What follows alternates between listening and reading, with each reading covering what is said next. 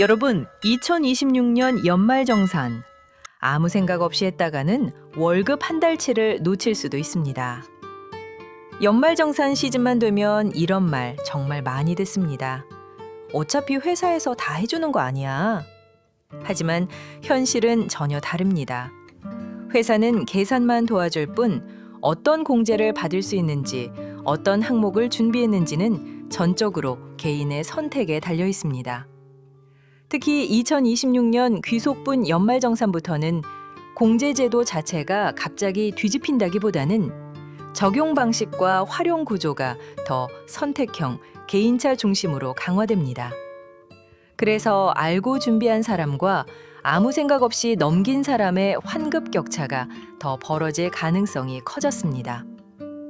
왜 직장인마다 결과가 달라질까? 20대부터 50대 직장인이라면 연말정산 결과는 크게 이 세 가지에 따라 갈립니다. 부양가족 구조, 1년간 소비 패턴, 저축, 보험, 주거 형태 같은 연봉을 받아도 이 조건이 다르면 돌려받는 세금은 전혀 달라집니다. 그렇다면 2027년에 계산하는 2026년 귀속분 연말정산 어떻게 접근해야 할까요? 첫째, 연말정산의 본질부터 바로 잡아야 합니다.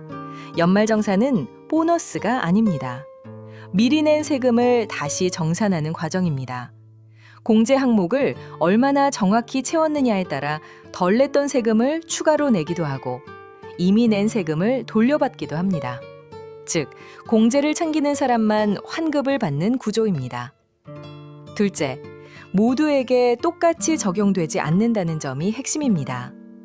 연말정산 제도는 소득 구간, 연령대, 가족 구성, 주거 형태에 따라 유리한 사람과 불리한 사람이 갈립니다.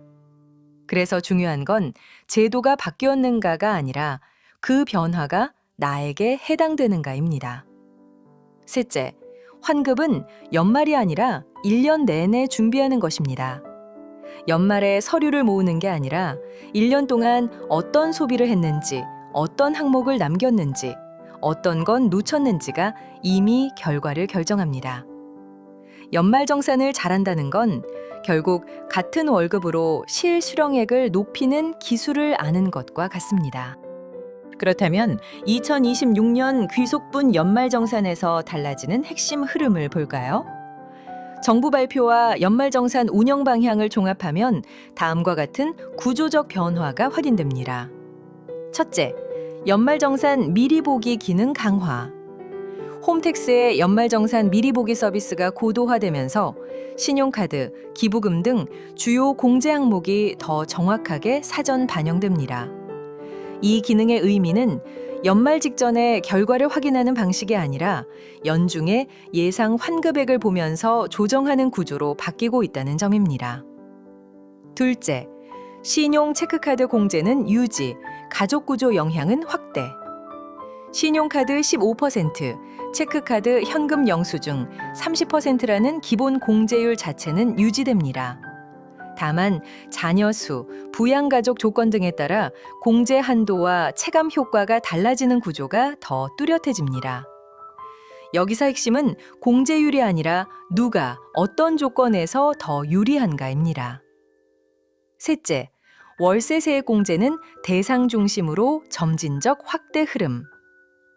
월세 세액 공제는 무주택자, 청년, 중저소득 근로자를 중심으로 적용 대상과 활용폭을 넓히는 방향이 이어지고 있습니다. 이것은 갑작스러운 전면 확대라기보다는 해당되는 사람에게는 체감 효과가 커지는 구조입니다. 넷째, 교육비 공제는 범위 조정 논의 지속.